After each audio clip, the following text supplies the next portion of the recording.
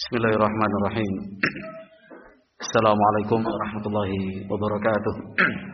Innal hamdalillah nahmaduhu wa nasta'inuhu wa nastaghfiruh wa na'udzu billahi min shururi anfusina wa min sayyiati a'malina. Man yahdihillahu fala mudilla lahu wa man yudlil fala hadiya lahu. Asyhadu an la ilaha illallah wahdahu la syarika lahu wa asyhadu anna Muhammadan abduhu wa rasuluhu la nabiyya ba'dah. Qala Allahu azza wa jalla fi kitabihil karim, ya ayyuhalladzina amanu taqullaha haqqa tuqatih wa la tamutunna illa wa antum muslimun. Fa inna asdaqal hadits kitabullah wa khairal huda huda nabiyyina Muhammadin sallallahu alaihi wasallam. Wa syarrul umur muhdatsatuha fa inna kulla muhdatsatin bid'ah wa kulla bid'atin dhalalah wa kulla dhalalatin finnar. Ikhwati fillah rahimakumullah, wabil khusus para santri thalabatul ilmi di Ma'had Darul Athar Temanggung, Jawa Tengah, hafizakumullah. Alhamdulillah, bersyukur kita kepada Allah Subhanahu wa taala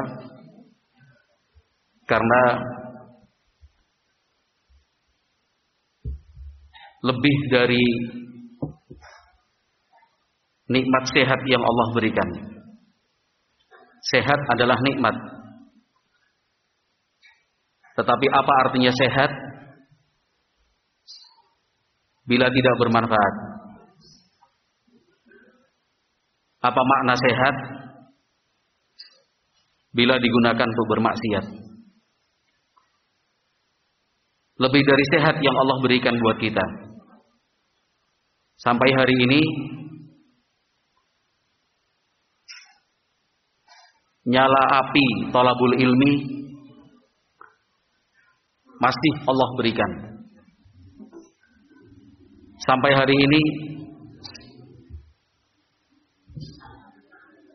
tidak padam. Itu karunia yang luar biasa. Nikmat yang sangat besar sekali. Yang jelas, belajar dari salaf kita, terutama dalam hal thalabul ilmi, ada satu yang mungkin perlu kita segarkan kembali ingatan. Kita ulang lagi, karena kita sendiri mudah sekali lupa. Keberhasilan dalam talabul ilmi menuntut totalitas. Menuntut totalitas. Apa artinya menuntut totalitas itu? Semua potensi dan seluruh apa yang kita miliki memang dikerahkan, dihabiskan untuk talabul ilmi. Itu pun yang diperoleh belum tentu semua. Hanya sebagian kecilnya saja. Ilmu itu luas. Ilmu itu tidak bisa kita ketahui di mana batasnya. Karena sebanyak apapun yang dipelajari dan selama apapun waktu yang digunakan untuk belajar, tetap saja wa ma utitum minal ilmi illa qalila. Ilmu yang diberikan untuk kalian tidaklah hanya sedikit saja. Sudah totalitas, semuanya dihabiskan, dikerahkan, dapatnya saja belum tentu separuh. Maka di situ kita harus berpikir cerdas dan bijak. Apa artinya? Apa jadinya kalau yang kita lakukan, yang kita kerahkan, yang kita habiskan itu hanya sedikit atau separuh saja. Berapa banyak ilmu nanti yang akan diterima? Tentu sangat sedikit sekali. Keberhasilan dalam talabul ilmi menuntut totalitas. Totalitas secara waktu, kesempatan dan waktu luang memang sepenuhnya digunakan untuk talabul ilmi. Jangan diartikan talabul ilmi itu hanya duduk, membaca, menulis. Tetapi yang dimaksud seluruh waktu yang dimiliki itu totalitasnya untuk talabul ilmi adalah untuk semua kegiatan talabul ilmi maupun kegiatan-kegiatan yang mendukungnya. Ya. Selama itu diniatkan untuk keberhasilan talabul ilmi, tentu itu sangat baik. Ya. Secara fisik, kalau tadi waktu harus totalitas untuk talabul ilmi. Secara fisik pun sama. Capek dan lelahnya memang untuk digunakan talabul ilmi. Pikiran juga seperti itu. Jangan sampai jasadnya ada di sini, pikirannya entah kemana. Pikirannya liar, tidak terkendali. Sehingga terlihat dari wajah dan pandangannya tidak konsentrasi. Yang dipegang alat tulis, tapi pandangannya kosong. Di depannya kitab atau Al-Quran, tetapi tidak ada gerakan bibir, hanya termenung diam. Itu artinya tidak ada konsentrasi. Dia fokus pada thalabul ilmi. Hal-hal yang sekiranya mengganggu itu ditepis. Ya. Hal-hal yang sekiranya mengganggu itu dihindari. Apapun itu. Contoh, berbahagialah seorang santri thalibul ilmi yang didukung penuh oleh orang tuanya. Bukan sekali, tapi terus berulang kali orang tua itu menitipkan pesan. Baik-baiklah engkau belajar, nak. Pergunakan waktumu sebaik-baiknya. Jangan engkau risaukan kami yang ada di rumah. Itu sudah jelas orang tua berpesan seperti itu. Karena kita yakin itulah yang akan membahagiakan orang tua. Itulah yang akan membuat mereka tertawa gembira. Sudah jelas seperti itu kok. Tiba-tiba ada pikiran yang mengingatkan kembali kita kepada orang tua. Ya, Abi sama Umi saya di rumah bagaimana nih? Bapak ibu saya sedang sakit atau sehat-sehat saja? Tepis saja. Kenapa? Karena itu mengganggu konsentrasi thalabul ilmi. Apalagi saya ulang, orang tua tadi sudah berpesan, fokus dalam belajar. Tidak usah risaukan kami yang di sini. Orang tuamu selalu mendukung, orang tuamu selalu mendoakanmu. Ada lagi gangguan pikiran tentang bekerja dan pekerjaan. Itu jelas-jelas rayuan setan. Karena posisi sekarang adalah sedang belajar. Status kita dalam thalabul ilmi. Bekerja dan pekerjaan ada waktu dan ada masanya sendiri. Apalagi di zaman sekarang, yang namanya pekerjaan sangat mudah sekali. Bahkan bisa kita bilang seperti membalik telapak tangan. Kenapa? Karena semua serba mudah di zaman sekarang. Pekerjaan apapun silahkan pilih. Dari A sampai Z kembali ke A2 sampai Z2 kembali ke A3 sampai ke Z3. Gak tahu sampai yang keberapa nantinya. Yang namanya pekerjaan itu bisa dikuasai dalam hitungan hari. Tidak perlu berbulan-bulan bahkan bertahun-tahun. Tidak. Sekedar melihat, memperhatikan meniru, mencoba, gagal ulang bisa. Itu pekerjaan dunia, sangat mudah sekali. Kenapa kita dibuat bingung? Kenapa energi kita terforsir? Kenapa pikiran kita dihabiskan dengan hal-hal seperti itu? Janganlah, rugi. Ya. Saya ulangi kembali, karena pekerjaan dunia itu sangat mudah. Dari pekerjaan paling kasar sampai pekerjaan paling soft. Pekerjaan paling enak duduk di kantor ber-AC. Tapi duit banyak. Ibarat kata itu hanya training 2-3 hari. Setelah itu dicoba bisa. Jangan risau dengan pekerjaan. Apalagi berpikir, wah nggak ada ijazah nih. Zaman sekarang mas, ijazah itu nggak kepake. Di zaman sekarang, ijazah itu bukan penentu. Yang diperlukan dan dicari banyak orang, para pemilik dan pengelola usaha, adalah orang-orang yang bertipe jujur, berkarakter, pejuang, dan pekerja keras, kemudian loyal. Itu yang dicari oleh banyak orang. Apalagi kalau kita berpikir bukan untuk ikut orang, tapi bagaimana kita menciptakan lapangan pekerjaan biar orang yang ikut kita. Sangat mudah sekali.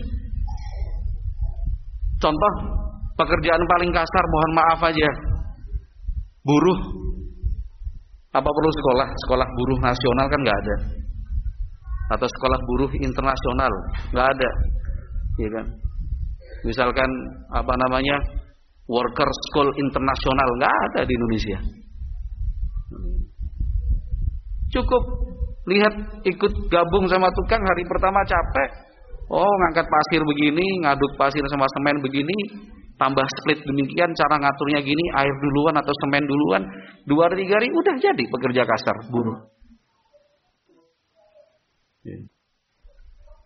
Jadi tukang taman juga seperti itu, nggak ngerti sama sekali, nol, nihil. Ikut aja tetangga yang punya usaha taman, seminggu dijamin kalau dia punya mental dan kepribadian, dia bisa membuka usaha dan jasa taman sendiri, lepas dari orang yang sebelumnya dia ikuti. Simple dunia itu. Mau buka bengkel, bengkel apa? Bengkel motor atau bengkel sepeda, bengkel motor, bengkel mobil, bengkel diesel, bengkel las, bengkel bubut. Gak perlu sampai bertahun-tahun di kelas belajar. Cukup gabung di sebuah bengkel yang terpercaya, seminggu 2 minggu, lihat perhatikan, uji coba, gagal, coba, bisa. Borong pekerjaan kecil, lama-lama besar, tambah pengalaman, tambah kenalan, tambah jaringan, selesai.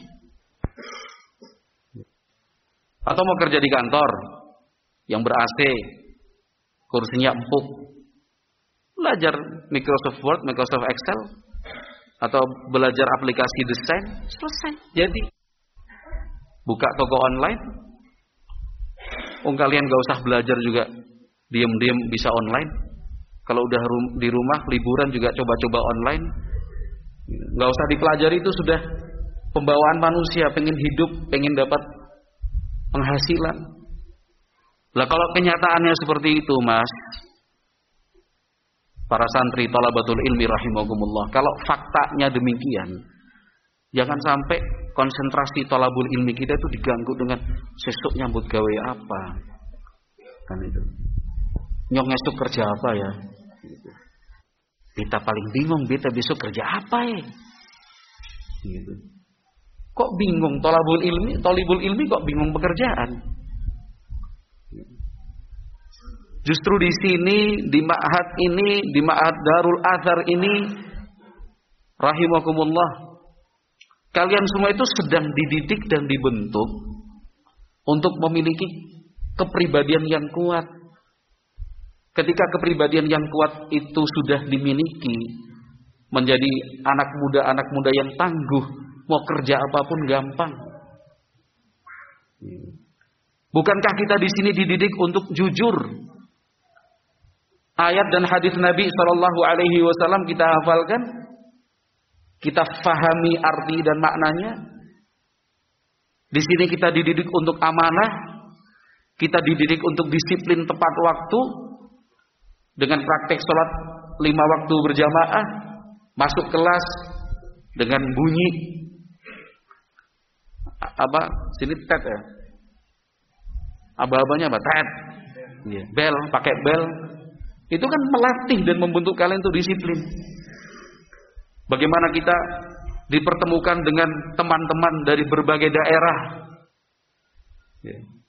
dari sekian provinsi di Indonesia. Indonesia berapa provinsi? Nggak tahu. Kamu orang Indonesia bukan? Mas, Indonesia berapa provinsi? Nggak tahu. Berapa provinsi? 34. Yang benar lah. 34. Oh, ada yang bilang 33. Berapa mas? 34. Temanmu bilang 33. Berapa mas? 33. Mana sih? Berapa? 34. Yang bilang 34 ternyata 33, berarti kamu punya tanggung jawab mendirikan provinsi baru. Nah. Kalau yang bilang 33 berarti kurang kalau bilang kekurangan berarti kamu harus kalau kelebihan berarti kamu harus menghilangkan satu provinsi di Indonesia ini. 34 ya. 34, yang 33 tadi mungkin belum update. Provinsi terakhir Mas? Provinsi terakhir mana? Kalimantan Utara, Kaltara. Ibu kotanya? Nggak ada orang Kaltara di sini. Santri dari Kalimantan Utara ada nggak? Jangan bilang nggak ada dulu loh. Ternyata ada, nanti malu loh. Kaltara, ibu kotanya mana? Tanjung Selor. Baik. Kok sampai di situ tadi provinsi? Yang dibahas apa? Tadi yang pertama ditanya kamu. Apa?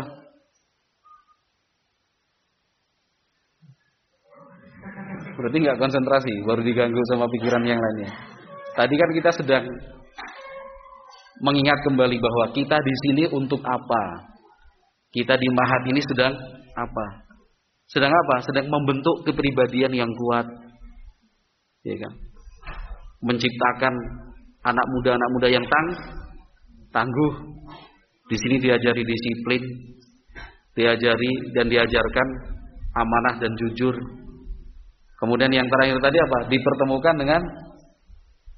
dengan santri dari berbagai daerah, dari semua provinsi di Indonesia. Kan di situ tadi.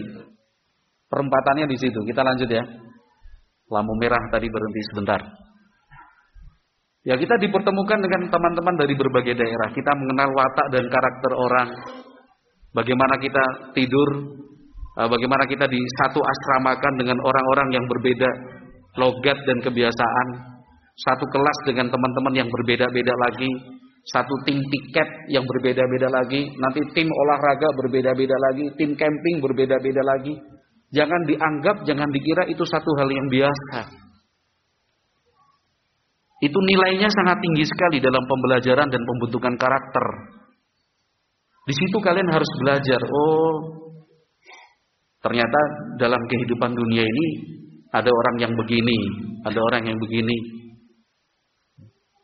Supaya kita tidak kaget di waktu yang akan datang, ketika bertemu dengan orang-orang yang serupa lagi.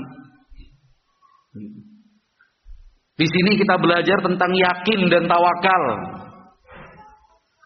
Kita belajar bagaimana manusia itu kerdil dan kecil. Tidak bisa dia sombongkan dirinya. Tidak bisa lepas dari pertolongan Allah Subhanahu wa taala. Terus dia berdoa dan berdoa. Di sini kita diajarkan untuk bersedekah dan infak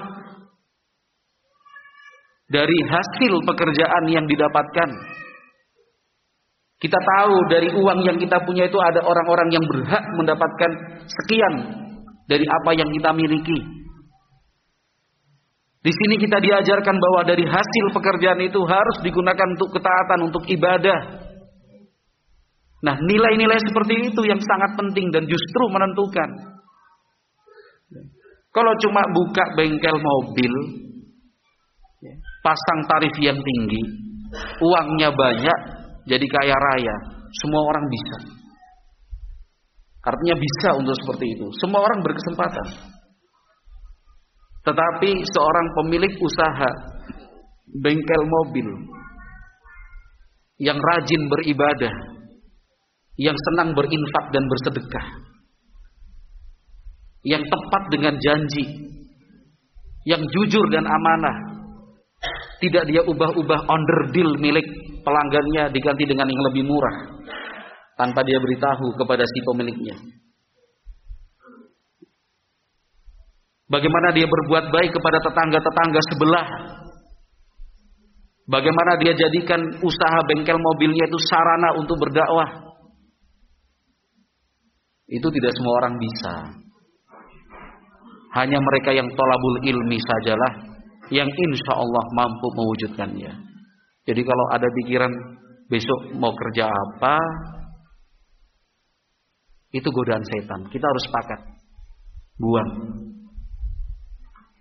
Ucapkan a'udzubillahi minasyaitonirrajim. Dengan catatan sederhana, pekerjaan dunia tidak perlu banyak waktu yang perlu kita gunakan untuk mempelajari dan menguasainya. Nggak perlu.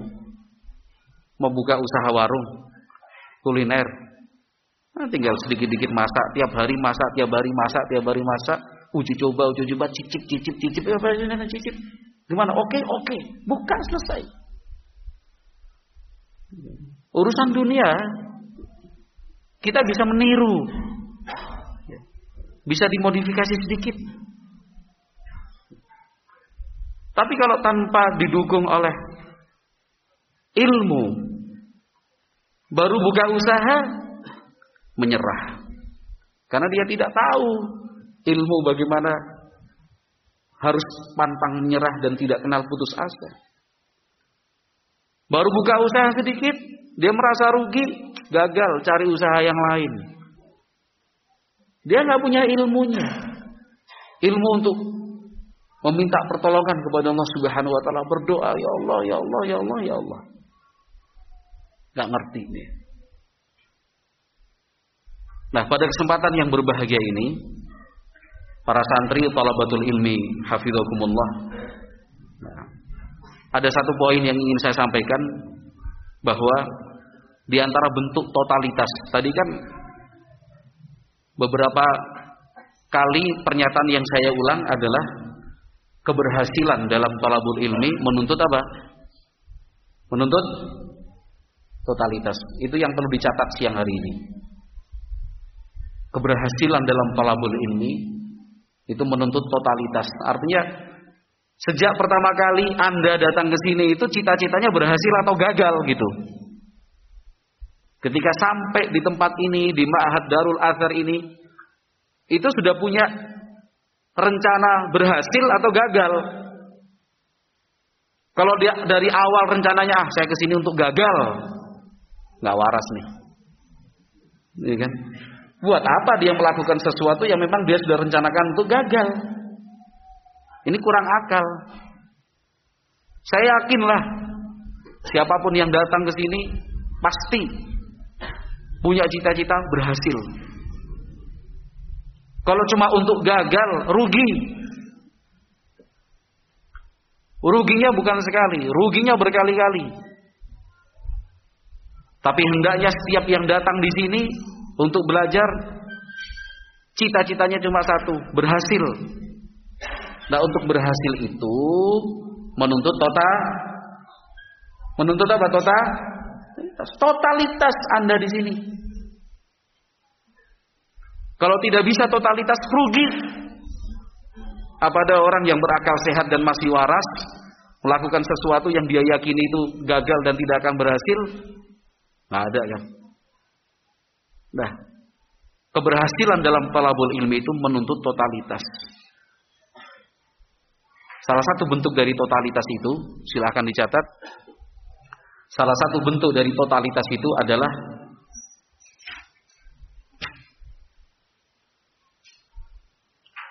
al-mulazamah wal muthabarah.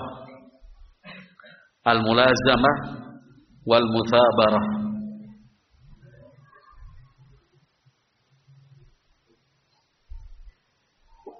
Jadi sering kita mendengar istilah mulazamah, mulazamah, mulazamah. Muthabarah, muthabarah, muthabarah. Itu sering kita dengar. Ingat dan dicatat bahwa mulazamah dan muthabarah adalah kunci keberhasilan dalam thalabul ilmi. Karena mulazamah dan muthabarah merupakan wujud dari totalitas.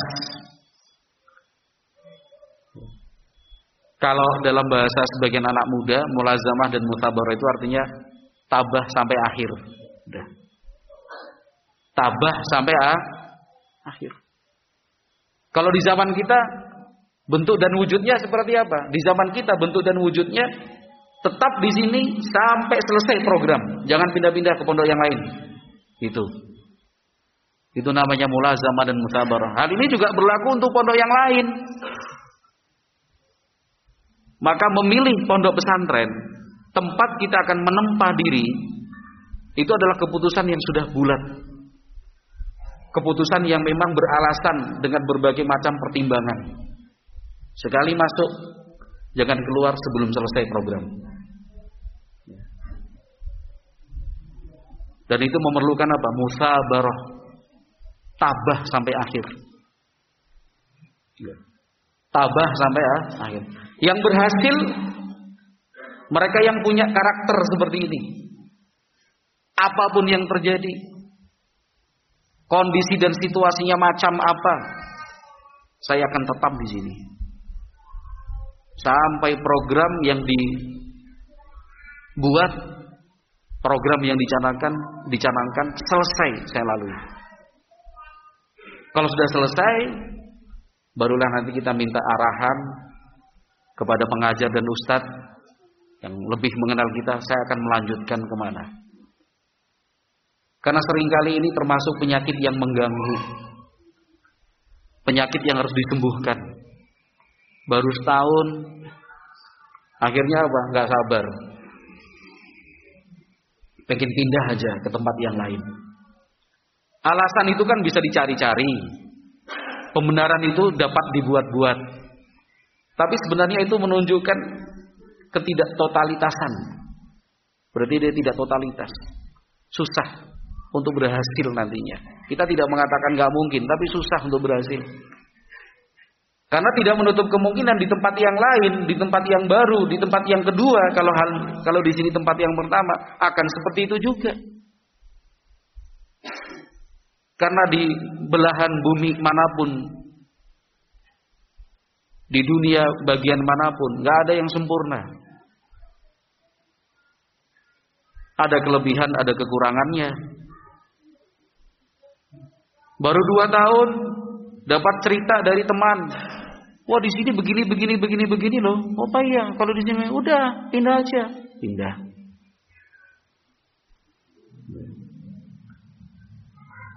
Ada lagi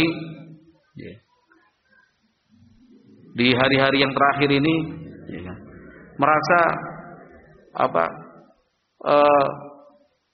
terobsesi. Kalau kita bilang seperti itu, terobsesi. Bisa belajar ke luar negeri.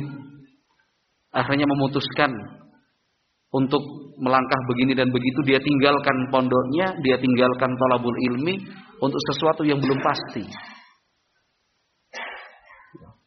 Dan itu kan fakta. Maka totalitas itu perlu. Mulazamah, musabarah. Al-Imam Mujahid rahimahullahu ta'ala, Mujahid Ibnu Jabrin Al-Makki, seorang tabi'in, beliau mengatakan, aradtul Qur'ana ala bin Abbasin salat ardatin aqifuhu inda kulli ayatin as'aluh fi ma nazalat wa kaifa kanat. Disebutkan Al-Imam Az-Zahabi dengan sanadnya di dalam Syiar A'lamin Nubala jilid 4 halaman 456. Al-Imam Mujahid rahimahullahu taala, beliau mengatakan, saya 3 kali menghatamkan Al-Quran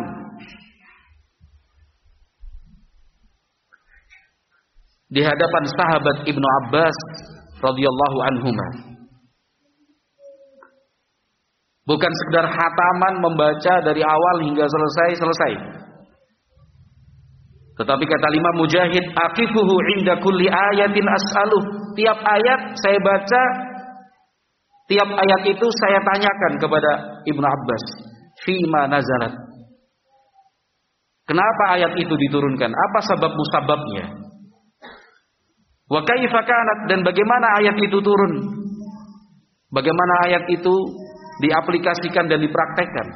Itu tiap ayat dipelajari oleh Al-Imam Mujahid rahimahullahu taala. Artinya apa? Sahabat Ibnu Abbas itu kan dikenal sebagai al-mufassir, as-sahabiyul mufassir, seorang sahabat yang ahli tafsir. Didoakan oleh Nabi Muhammad sallallahu alaihi wasallam untuk menjadi seorang yang faqih dan juga menjadi seorang ahli tafsir Al-Qur'an.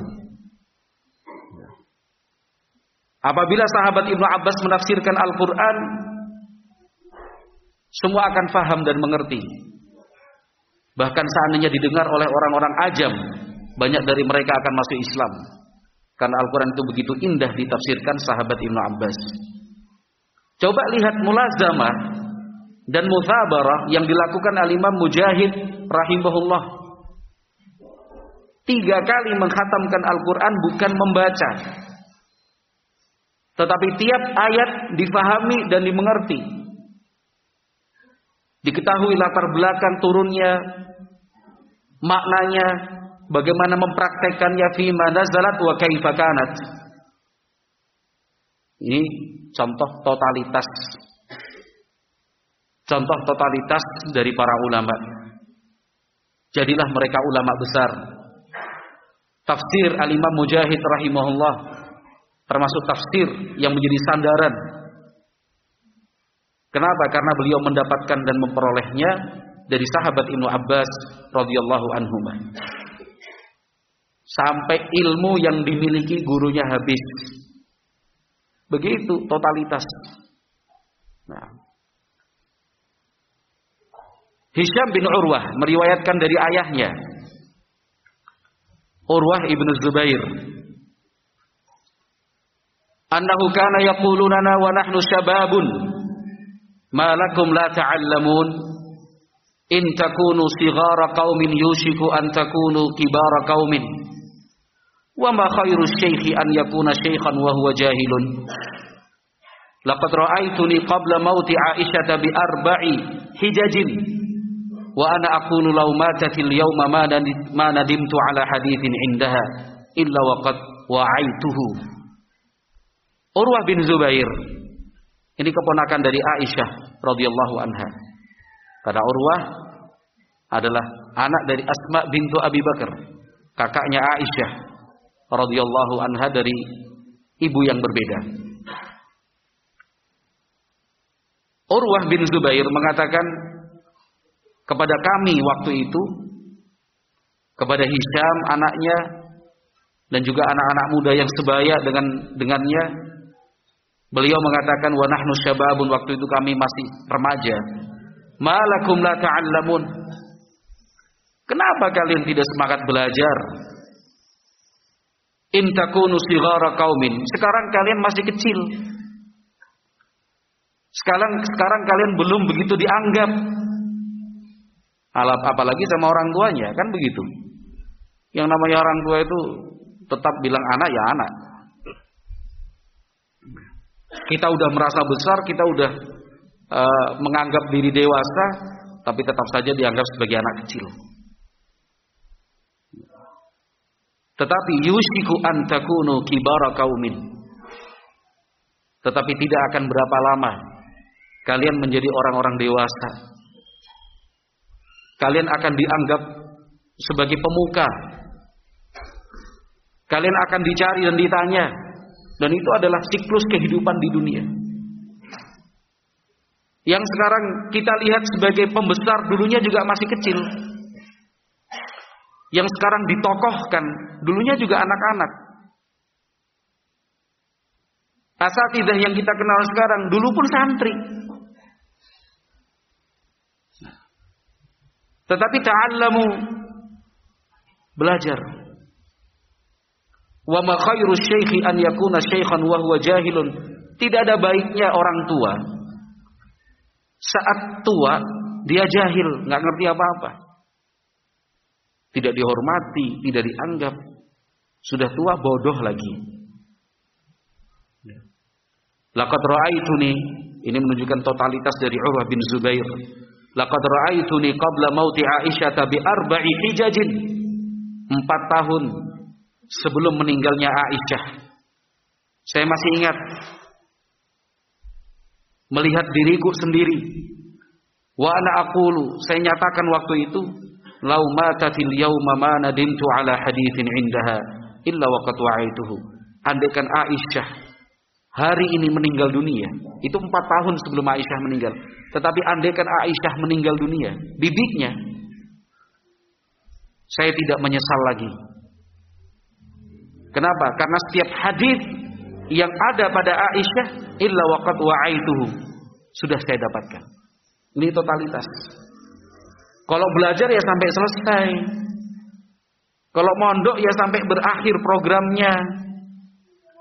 Thalabul ilmi itu sampai menguras ilmu gurunya. Sampai gurunya mengatakan sudah cukup, ilmuku sudah kamu miliki. Apa yang pernah saya pelajari sudah saya berikan untuk kalian. Sekarang belajar di tempat yang lain. Begitu, itu namanya totalitas. Apalagi sampai sang guru sudah kamu sekarang lebih layak menjadi guruku wahai muridku. Karena sang murid lebih mampu mengembangkan, si murid lebih rajin untuk menambah wawasan.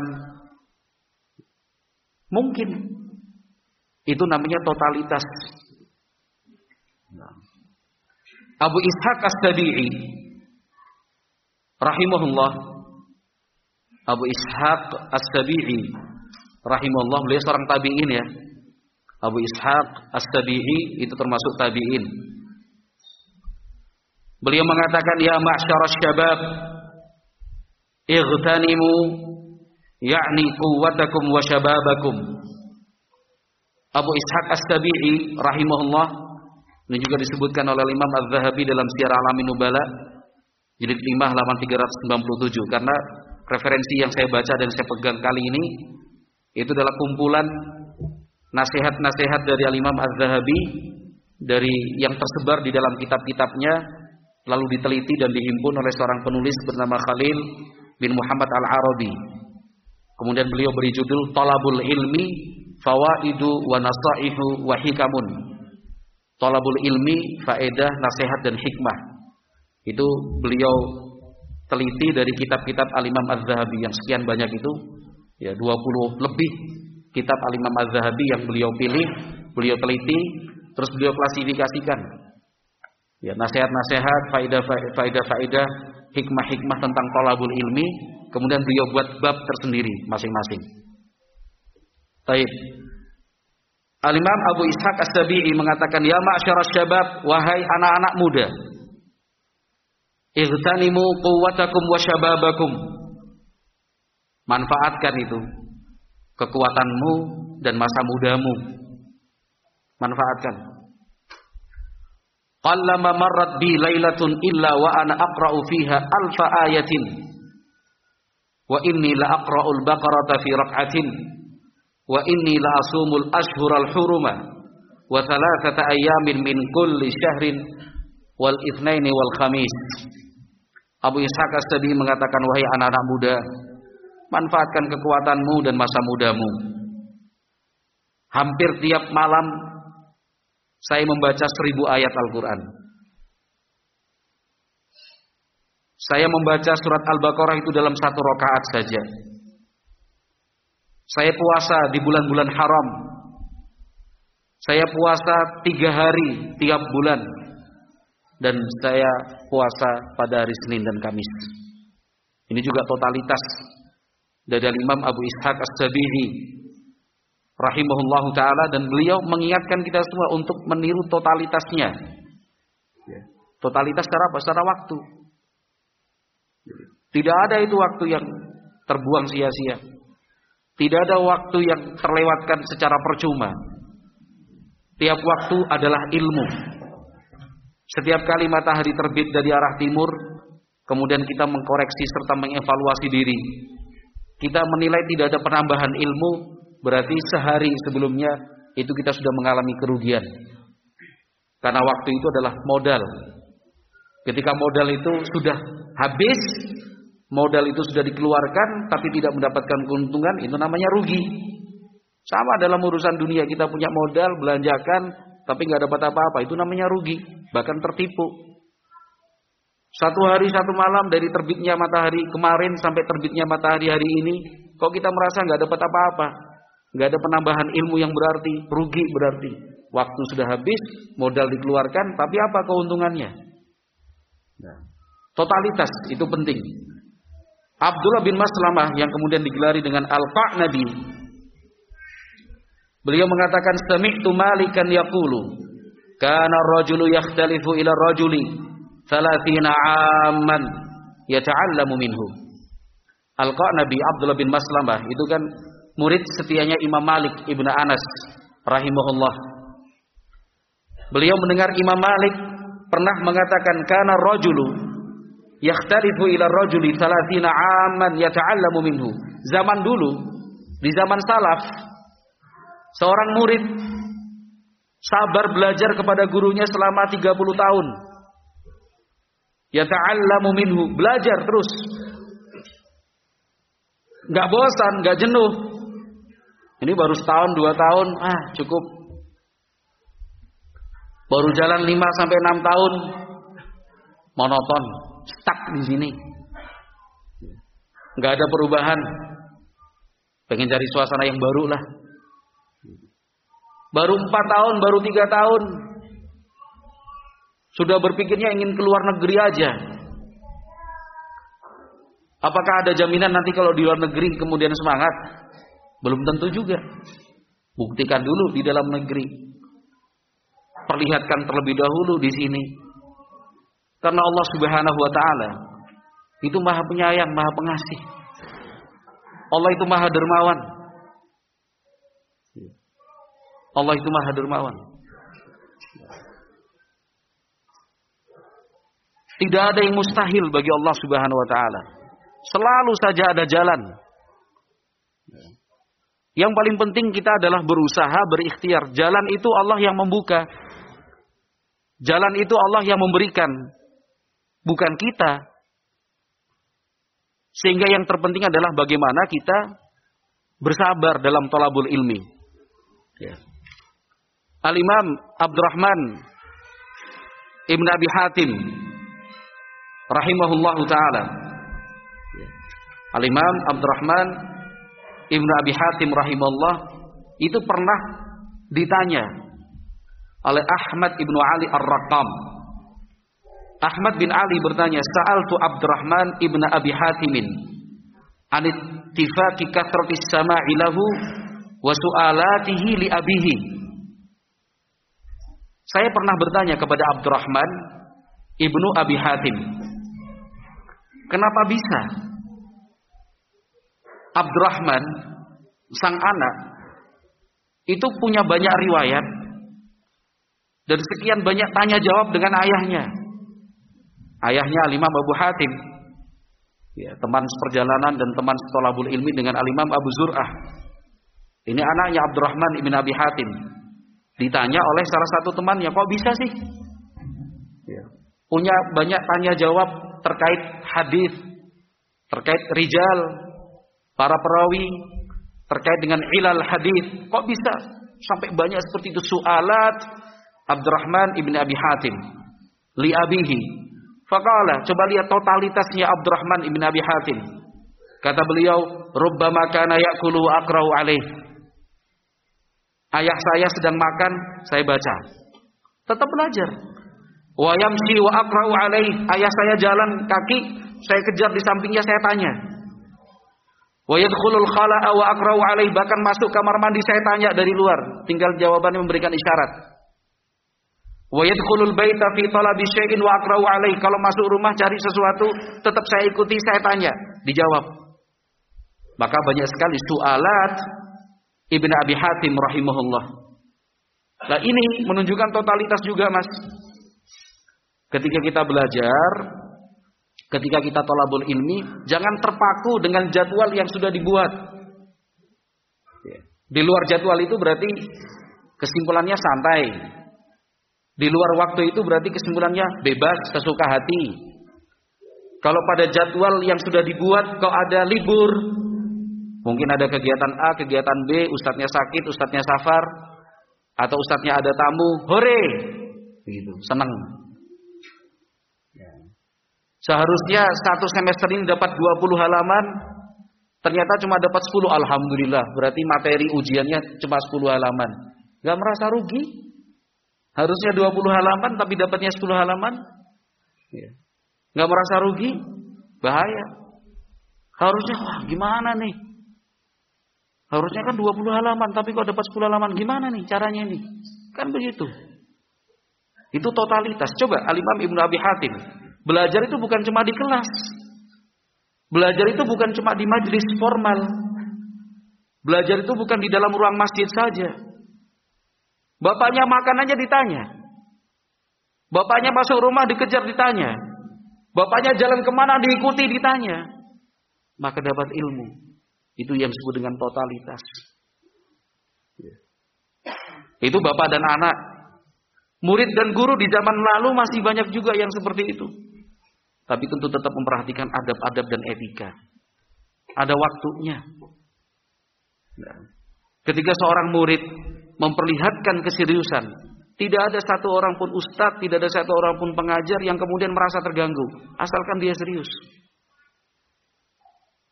Ustadz manapun kalau melihat keseriusan dan kesungguhan muridnya, selalu saja ada waktu buatnya. Ustadz, ada waktu? Ada. Kenapa? Serius. Sungguh-sungguh. Punya sopan santun, beradab dan beretika. Pasti akan diberikan waktu. Itu totalitas. Jadi kalau di luar jam pelajaran, harus berkreasi sendiri. Lakukan kegiatan dan buat aktivitas yang mendukung. Bisa murojaah, menulis ulang lebih rapi, membuat ringkasan, membaca buku, menelaah kitab. Ya. Tidak terpaku dengan waktu-waktu yang telah ditentukan. Itu disebut dengan apa? Totalitas. Ya. Disebut dengan totalitas. Ketika seorang talibul ilmi sudah mencapai tingkatan totalitas, yang ada dalam pikiran dan benaknya adalah sukses berhasil, sukses berhasil. Ya. Allah akan mudahkan untuknya jalan yang lebih lapang. Beberapa hari lagi liburan, kan begitu ya. Beberapa waktu ke depan bulan Ramadan, masing-masing kita mungkin ya kebanyakan dari kita pulang, berkumpul di tengah-tengah keluarga, berbaur dengan masyarakat di desa, bertemu dan berinteraksi dengan ikhwan-ikhwan salafiyin di kotanya. Pada saat liburan itu, silahkan menilai diri sendiri. Seberapa berhasilkah kalian dalam thalabul ini? Coba nilai diri sendiri. Gak usah menilai orang lain. Oleh apa yang kalian bawa dari thalabul ilmi untuk keluarga, untuk dakwah di masing-masing kotanya? Kabar gembira apa yang bisa kalian berikan? Nah, tunjukkan dan perlihatkan. Niatnya lillahi ta'ala. Tetapi yang kita maksudkan bagaimana bisa memberi kemanfaatan untuk umat. Jadi contoh dan teladan. Pulang di kampung, sholatnya jangan paling belakang. Pulang ke rumah, jangan sampai kemudian sholatnya harus dibangunkan sama orang tua. Orang tua akan bertanya lagi, hasil mondoknya apa kalau kayak gini? Justru bagaimana kebiasaan yang positif, keseharian yang baik di sini kita bawa ke rumah, kita bawa di masyarakat, kita bawa di lingkungan ikhwan-ikhwan. Jangan berkecil hati, jangan pesimis kalau ternyata di daerahnya diminta afwan mas, afwan kak, abang, entah apapun panggilannya, selama Ramadan tarawih jadi imam tarawih. Oh, jangan saya, afwan anak nggak bisa. Bismillah. Di sini kan sudah dilatih, sudah dididik. Diminta untuk jadi imam tarawih, maju. Tanpa memaksakan diri. Kalau memang hafalnya juz 30, juz 30 aja. Daripada juz 29 masih dikit-dikit salah, dikit-dikit nggak bisa nyambung terus Allahu Akbar, malah nggak khusyuk salatnya. Ya kan? Kalau memang bisanya juz 30, juz 30 Mas, nggak usah dipaksakan. Tetapi kan paling tidak engkau lebih baik dalam hal tajwid, dalam hal tahsin, dalam hal bacaan. Diminta untuk memberikan tausiah khutbah Jumat, bismillah. Merasa kesulitan, kesusahan, konsultasi dengan ustadznya. Ini anak di daerah anak nggak ada yang bisa khutbah Jumat Ustaz. Anak yang diminta gimana ini? Sudah bismillah Mas. Ini materinya ini. Apalagi di daerah yang misalkan besok pengadaan sholat Idul Fitri nggak ada yang khatib. Nunjuknya itu santri Temanggung. Gitu. Itu santri Ma'had Darul Athar. Wow. Ya sudah maju. Akhirnya pura-pura sakit. Ya, supaya bisa punya alasan untuk menghindar dari panggilan umat, ya kan? Oh, afwan, anak sakit bener, anak sakit ini. Ya kan? Enggak, bismillah. Itu pintu kebaikan yang Allah buka. Iyakan saja, bismillah. Dengan catatan tidak memaksakan diri, secukupnya. Enggak usah, wah, kalau ustadz itu 30 menit, ustadz sana 40 menit, ustadz ini 20 menit, wah, anak berarti 35 menit, enggak. 10 menit pun sah, kan? Yang penting to the point, bismillah, alhamdulillah, nahmadu. Kita bersyukur kepada Allah Subhanahu wa taala, mari kaum muslimin, sudah selesai.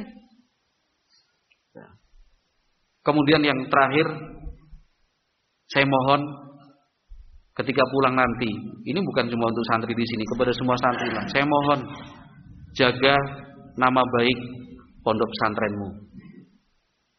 Kalian punya hutang yang nggak bisa dibayar dengan uang. Gak bisa dibayar dengan materi, gak bisa. Kalau kalian ingin membayarnya maka caranya dengan menjaga nama baik pondok pesantrenmu. Kalau di sini jaga nama baik Ma'had Darul Athar. Kamu pulang ke kampung, pulang ke rumah, jaga akhlakmu, jaga perilakumu. Jangan sampai nama baik pondok pesantrenmu tercoreng dan ternoda karena perbuatanmu. Itu kamu durhaka namanya. Udah kamu gak bisa membayar, jangan artikan bayar itu pakai uang ya. Sudah kamu gak bisa membalas budi kebaikan yang sudah kamu dapatkan di pondok ini, malah kamu rusak nama baiknya. Jangan. Jaga nama baik pondok pesantren ini. Ya. Di rumah, saya ulangi, di rumah, di kampung, di tengah-tengah ikhwan salafiyin, di kotamu nanti, ya, bersikaplah yang baik, berakhlak yang bagus. Ya, mulai dari penampilan, tunjukkan penampilanmu sebagai santri. Ya, jangan sampai pulang ke rumah penampilannya seperti mahasiswa. Ya. Oh, nggak pakai kopiah, rambutnya di seret gini. Ya kan, gelang kanan kiri, ya. Kemudian celananya mepet mata kaki, udah nongkrong ngabuburit di alun-alun, misalkan. Waduh, itu namanya durhaka. Karena yang kena bukan kamu saja, tapi pondok pesantrenmu juga. Jangan, ya. Jangan seperti itu. Baik, wallahu a'lam bishawab. Saya cukupkan sekian. Mudah-mudahan bermanfaat. Subhanakallahumma wa bihamdika, asyhadu an la ilaha illa anta, astaghfiruka wa atubu ilaik. Walhamdulillahirabbil alamin.